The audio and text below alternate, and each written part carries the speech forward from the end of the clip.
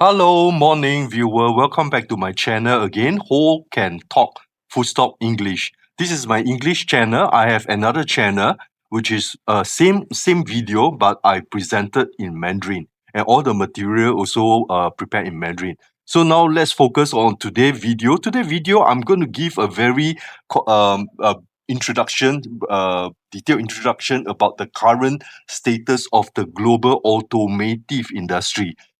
The first slide, let's start from the first slide. I actually, for the completeness of this video, I have actually created a slide to describe the development from a steam to a silicon now. Right now is a EV era. So last time from internal combustion engine, and then you can see from the slide that we are moving on now to another era for automotive industry. Now, I believe a lot of people already have some basic knowledge about the global automotive industry. So again, I will not go into very detail into the history. Let's focus on the current status right now. I put down there from 2016 to 2025, the estimated annual revenue for all the global automotive manufacturing and sales sector. So as you can see, um, the sales right now is increasing since 2020. There are some recovery after the COVID-19. For 2025, the estimated sales is about 3.6 trillion globally. And there are some emerging market trend. I'm quite sure we are all aware that number one, of course, is the China factor. Now, China become the world largest producer and consumer of vehicle right now, overtaking Japan. And also, the trend is moving from internal combustion engine to EV, as you can see for the second table in the chart, electrification.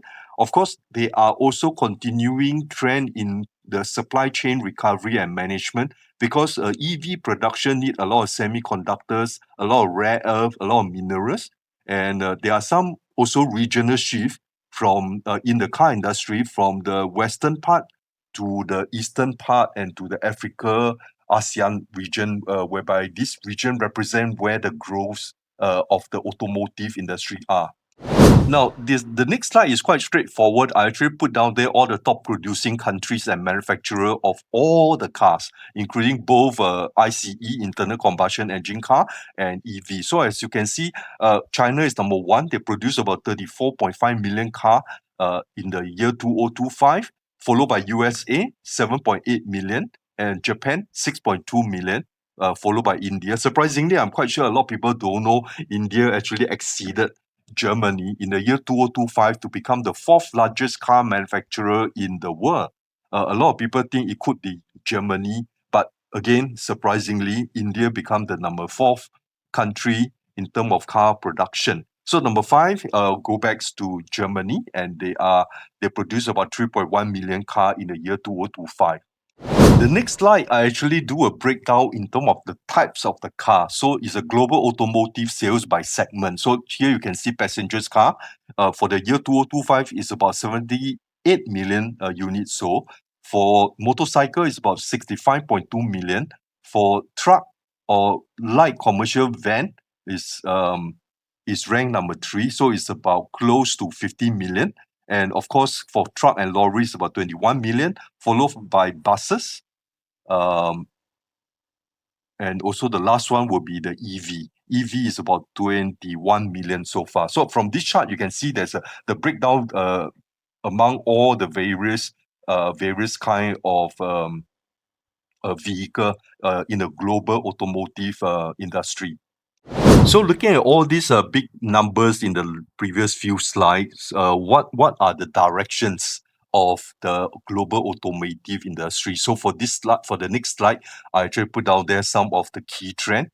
I actually break them down into different types of vehicles. So if you can see for the passengers car and EV, for internal combustion engine, the sales of this kind of car actually peaked in the year 2017.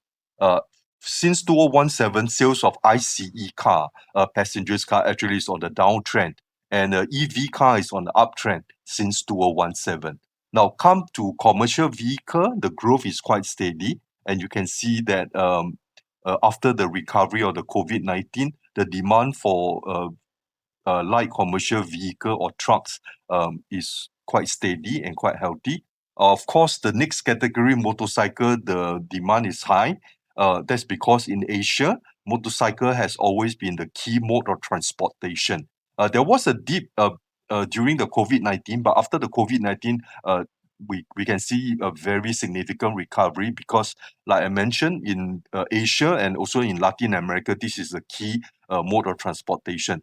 For buses, I should say it's quite steady, but again, there's a transition or transformation from traditional buses to green buses to decarbonize. So these are all the key trend in the global car or automotive industry.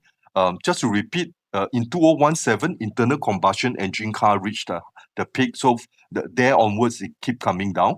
On the contrary, the EV actually the growth trend started in 2021, right in the middle of the COVID-19, and the growth is considered quite significant.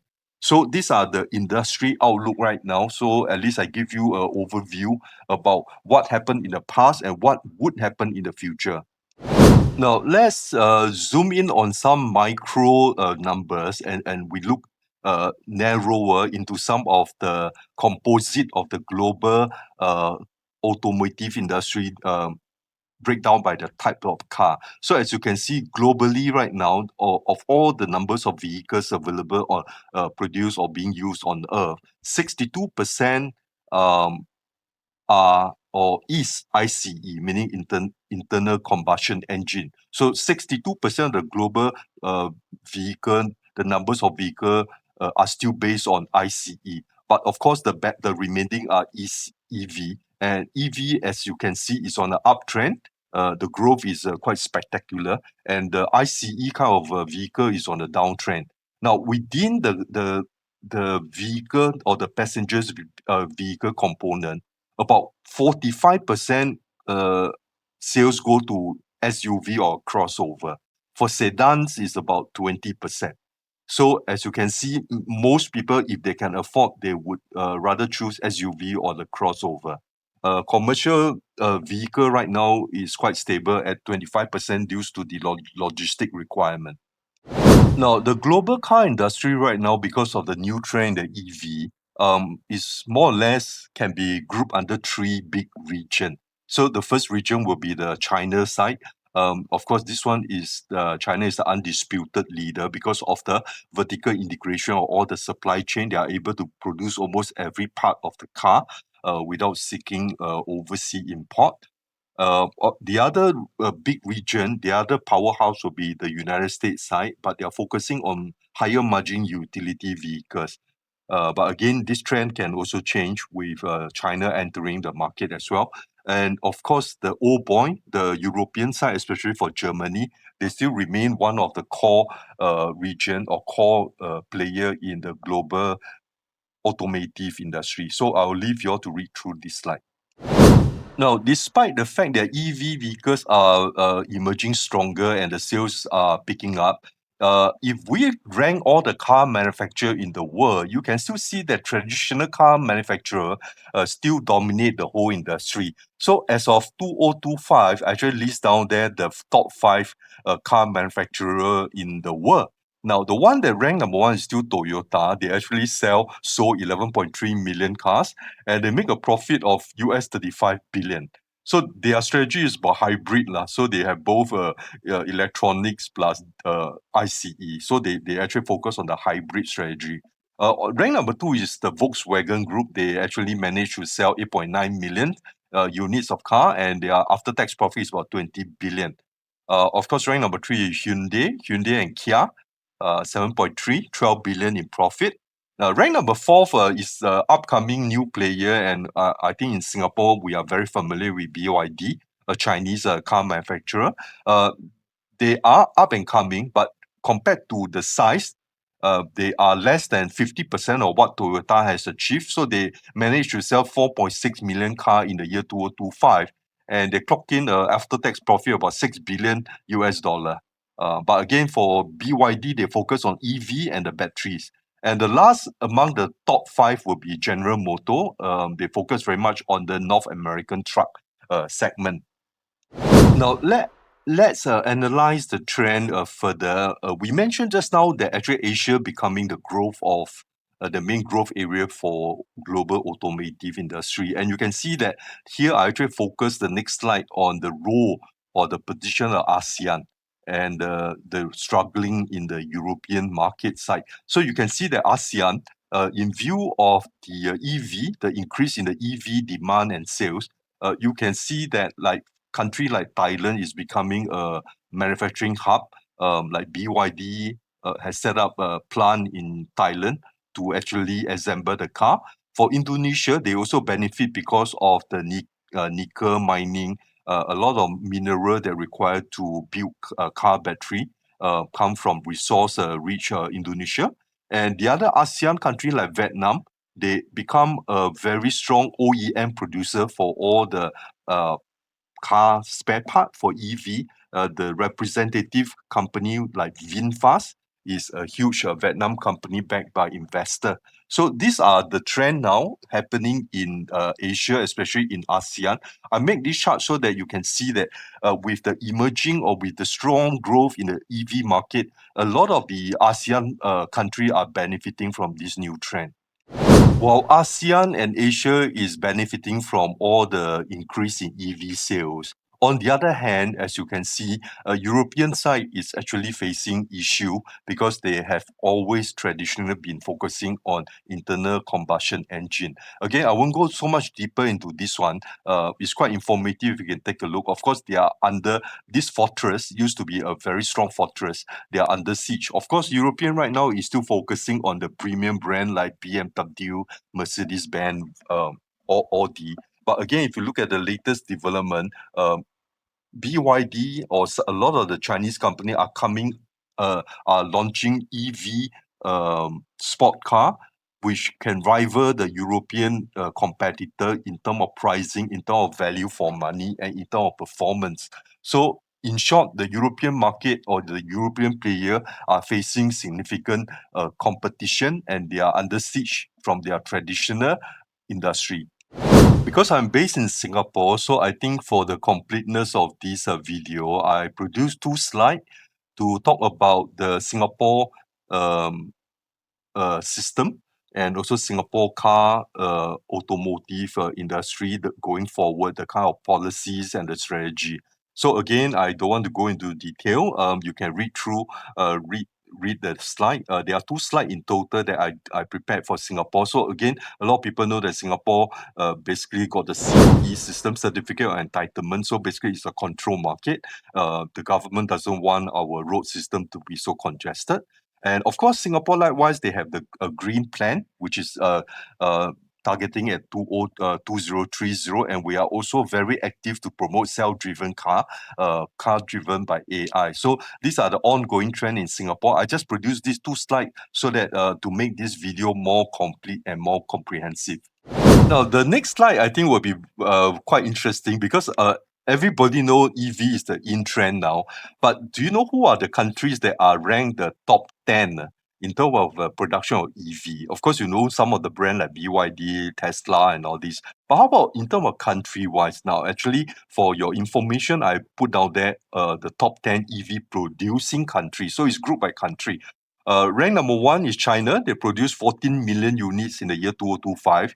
USA, far number two, 2.5 is I think slightly about 20% of what China has achieved.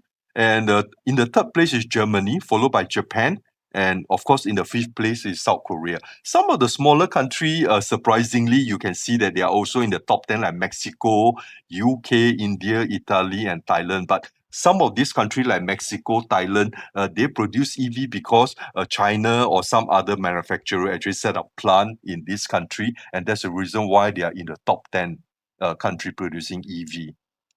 Now, the previous chart, the slide, I actually let you all see the in terms of countries. So now this one, I provide all the numbers to let you all know which are the top 10 EV manufacturer in the world. Again, you can see that BYD is the number one leader. Used to be Tesla, but now no longer is Tesla.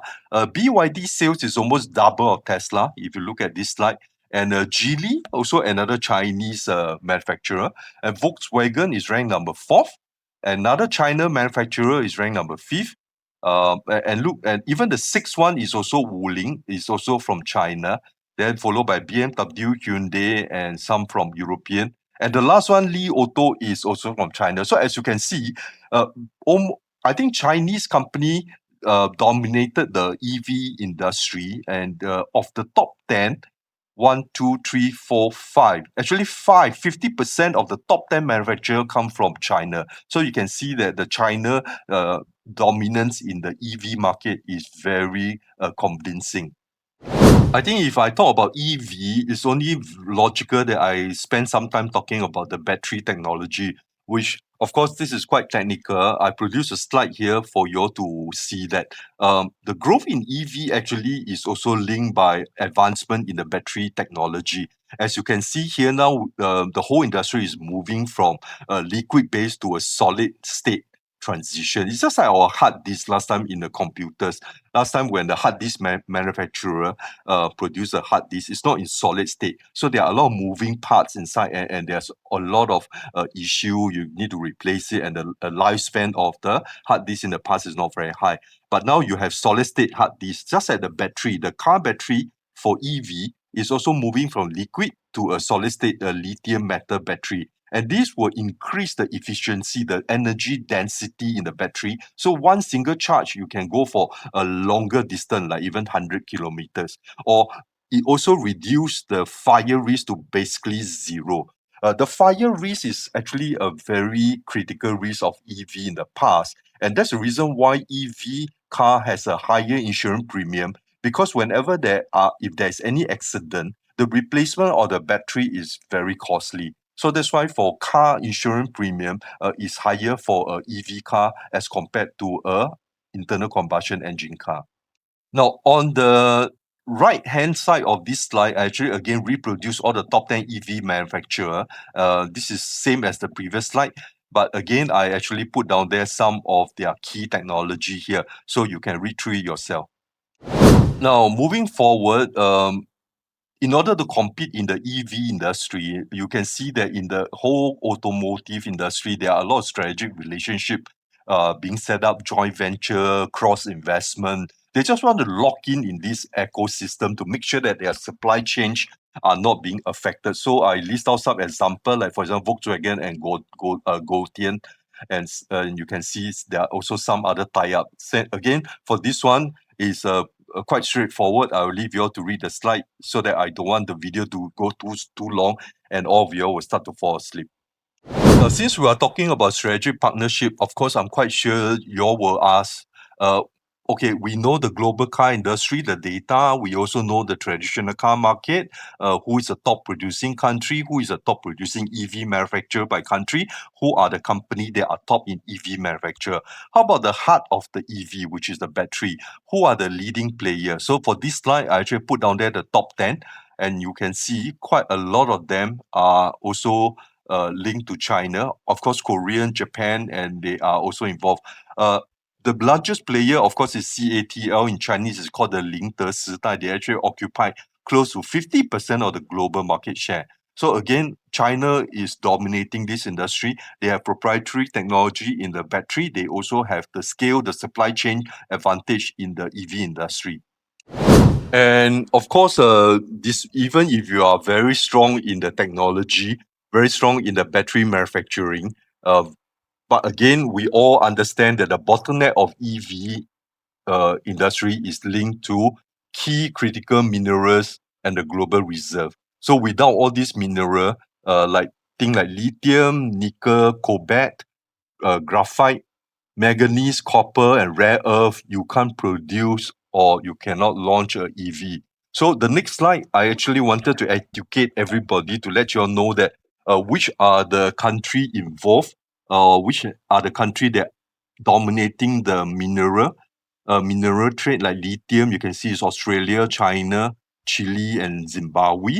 Nickel is, of course, Indonesia. Of course, Philippines likewise, but Philippine nickel grading is not as good as Indonesia. So the rest, I'm quite sure you all can read through. Now, again, this is very important because without the backbone of the critical minerals, you just cannot produce the battery required. You can't produce the EV. So again, the EV industry is heavily dependent on the mineral resources that a lot of country might not have. So again, those countries listed here, they have the natural advantage.